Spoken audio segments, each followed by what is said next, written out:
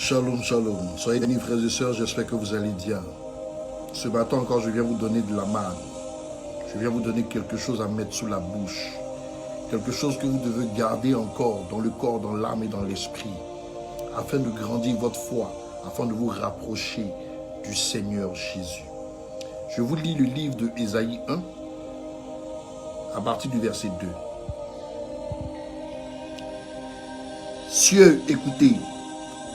Terre, prête l'oreille, car l'Éternel parle. J'ai nourri et élevé des enfants, mais ils se sont révoltés contre moi. Le bœuf connaît son possesseur, et l'âne la crèche de son maître. Israël ne connaît rien. Mon peuple n'a point d'intelligence. Au verset 4, malheur à la nation pécheresse, au peuple chargé d'iniquité, à la race des méchants, aux enfants corrompus. Ils ont abandonné l'Éternel, ils ont méprisé le Saint d'Israël, ils se sont retirés en arrière. Le texte d'Ésaïe 1, à partir du verset 2 à 4, nous parle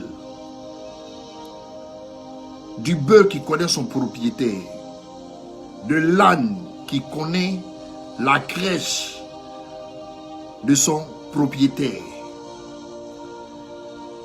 Mais ici, la Bible nous parle de nous, ces hommes, que Dieu a créés à son image et que nous avons rejeté Dieu.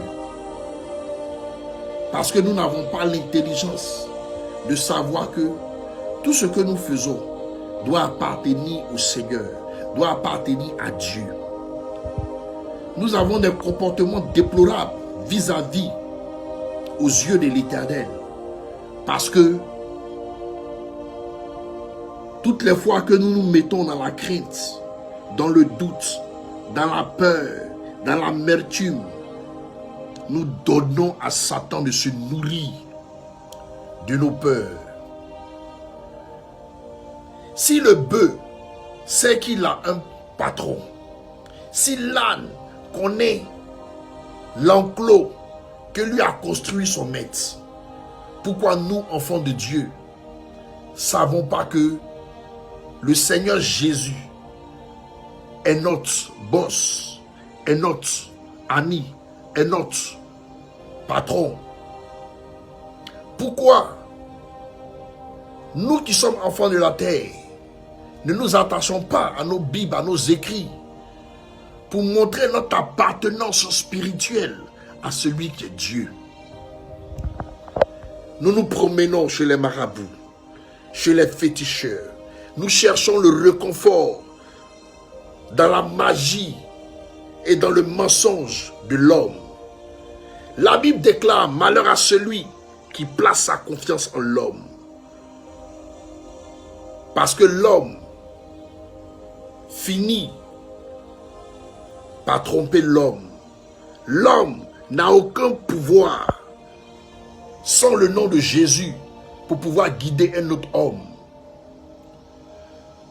Vous voyez, de nombreux peuples donnent leur vie au diable. On a vu ici au Bénin, comment est-ce qu'on dit Vaudou Day? Ça veut dire que c'est une journée pour le vaudou, pour le fétichisme, pour les faux dieux. Et la Bible ici nous dit, ce genre de nation va brûler. Ce genre de nation va disparaître. Regardez un peu, quand la Bible nous dit les premiers seront les derniers et les derniers seront les premiers, j'ai compris cette parole à partir du changement du peuple indien, qui fait plus de sorcellerie et de magie que le peuple indien. Personne. Mais regardez la transformation de Jésus-Christ qui est en train de s'installer en Inde. Comment les Indiens sont en train de rejeter les faux dieux L'Inde, c'est le pays où il y a toutes sortes de statues avec plusieurs bras et plusieurs membres. C'est le pays de l'adoration satanique. Mais regardez le réveil spirituel que Dieu est en train d'opérer là-bas. Regardez comment les Indiens sont en train de rejeter les faux dieux. Regardez comment le réveil spirituel est en train de se faire en Inde. Mais nous qui étions les premiers, qui avons connu la Bible avant les Indiens, on est ce peuple qui est endormi. On est ce peuple qui est en train de régresser. On est ce peuple qui est en train de rechercher le réconfort au travers de d'autres hommes. On est ce peuple qui ne connaît pas son créateur. On est ce peuple qui ne sait pas qu'en s'attachant à son créateur, on devient une seule et indivisible. On devient une puissance. Aujourd'hui, l'homme qui est trompé par les mensonges, par la bêteté, a créé plusieurs branches de religion pour tromper sa conscience. Pourtant le nom juste, pourtant le nom limpide, pourtant le nom qui sauve, pourtant le nom qui donne la vie éternelle n'est pas caché, il est connu de tous. Mais l'homme se laisse tromper sa conscience pour emprunter des chemins tumultueux. Pourtant, la route, elle est là, elle est droite. C'est Jésus-Christ de Nazareth. Qu'une voiture fonce sur un marabout, sur un féticheur, lorsque la voiture l'a raté, que ça a failli le cogner, il crie « Oh Seigneur Jésus ». Celui qui veut te tromper là, il crie « Oh Seigneur Jésus ». Parce que dans son âme, dans son ADN, il y a ce nom. Dans sa fabrication, il y a ce nom qui lui fait savoir, malgré ses bêtetés, que c'est le Seigneur Jésus qui est sauveur. Frères et sœurs, partout où vous irez dans les églises, pour aller chercher le Seigneur Jésus, veillez sur vous, veillez sur vos âmes, veillez sur tout ce que vos oreilles entendent, veillez sur toutes les paroles qui sortent de la bouche des prédicateurs, veillez sur toute nourriture spirituelle qui sort. Tout doit être filtré par vos oreilles, parce que toute nourriture n'est pas bonne à manger. Aujourd'hui, je vois une masse de personnes qui disent « Je ne vais plus à l'église parce que il y a trop de menteurs dans l'église, il y a trop de faux hommes de Dieu, il y a trop de fausses servantes de l'Éternel, il y a trop d'abominations dans l'église. » Mais Dieu ne vous a pas conçu pour que vous cherchiez le soutien chez un autre homme. Dieu vous a conçu pour que vous ayez l'esprit de discernement, afin de discerner ce qui est bien ou ce qui est mal. Toutes les fois que vous irez prier avec un homme de Dieu, qui après la prière vous inculque un montant, vous inculque une somme, commence à trop parler d'argent, fuyez cette personne, parce qu'il vient du diable. La Bible nous dit, je vous ai donné gratuitement, allez donner gratuitement. La Bible nous dit à nous, hommes de Dieu, lorsque vous partirez me servir, ne partez ni avec de l'argent, ni avec des habits, des vêtements. Il dit, allez seulement, je saurai prendre soin de vous. L'homme de Dieu ne doit pas chercher de l'argent auprès de quelqu'un. L'homme de Dieu, après une prière, ne doit pas monnayer cette prière.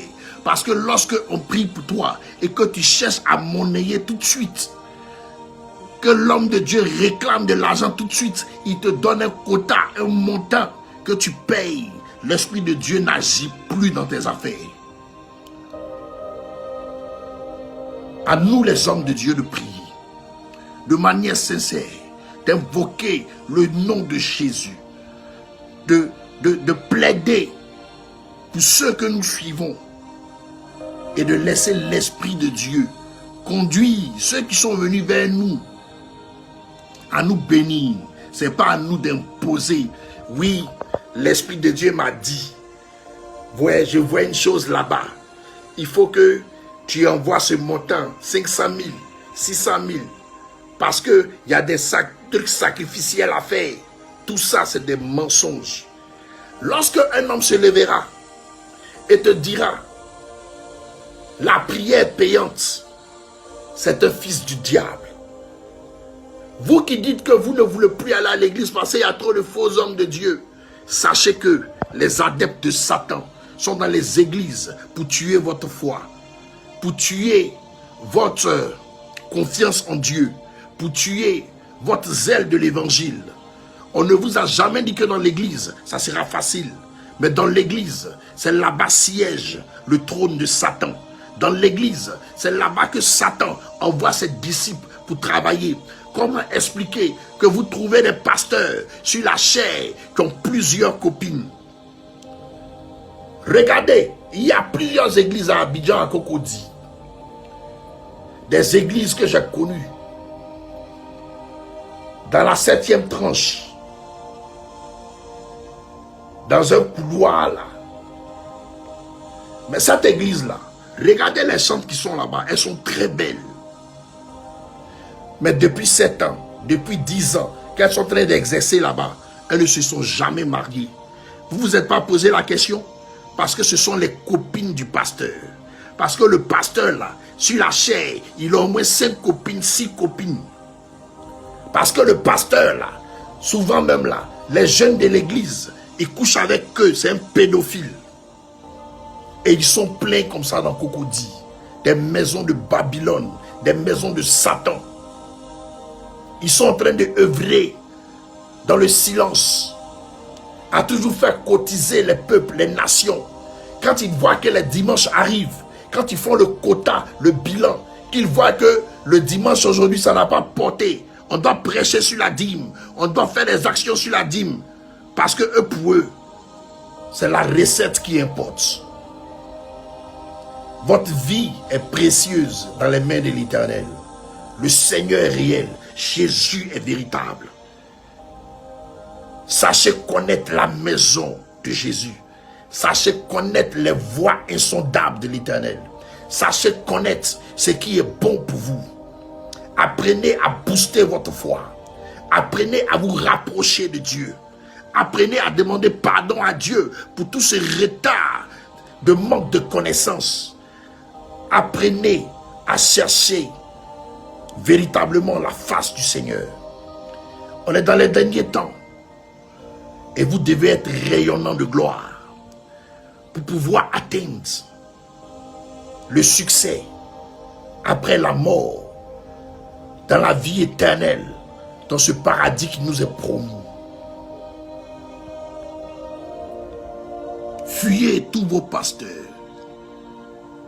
qui passent le temps à vous harceler, à vous appeler, à vous expliquer des histoires. Quand ils sont là, qui sont avides d'argent, qui ont des problèmes d'argent, tout de suite il faut une révélation. J'ai vu un esprit de mort qui est en train de venir vers toi.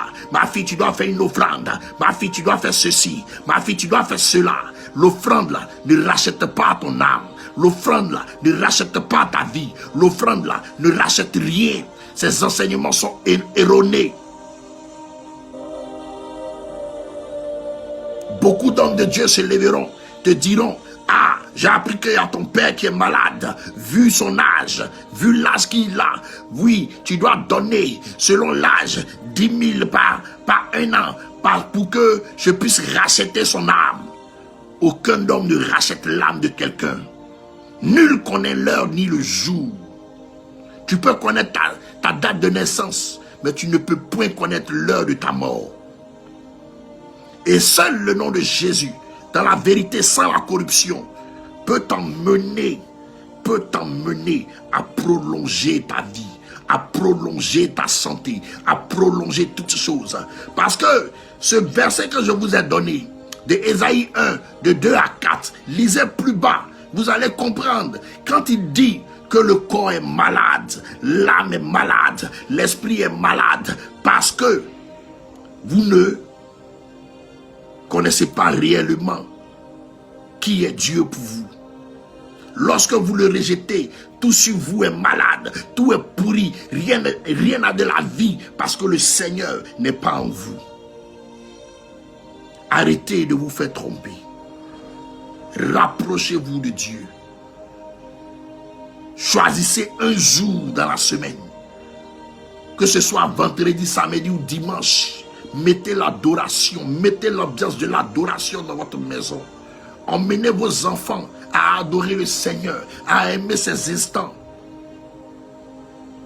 Et l'Esprit de Dieu va descendre sans que vous expliquez vos problèmes. Et il va résoudre toutes vos difficultés. Il va résoudre tous les murailles d'oppression que le diable a mis pour vous oppresser, pour vous conduire chez ces personnes maudites qui se font appeler marabouts féticheurs, chez ces personnes maudites qui se font appeler prophètes et révérends et qui passent leur temps à vous mettre dans l'occultisme, dans les fausses traditions. Il va vous éviter de rentrer dans ces églises où on vous dit l'esprit de la richesse se trouve dans l'eau.